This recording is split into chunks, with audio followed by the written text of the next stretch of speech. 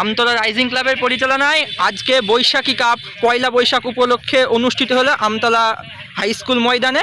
5 ম্যাচের সিরিজ ছিল, আজকে আপনারা 3-0-তে সিরিজটা জয় করলেন। এই নিয়ে আপনার কি বক্তব্য?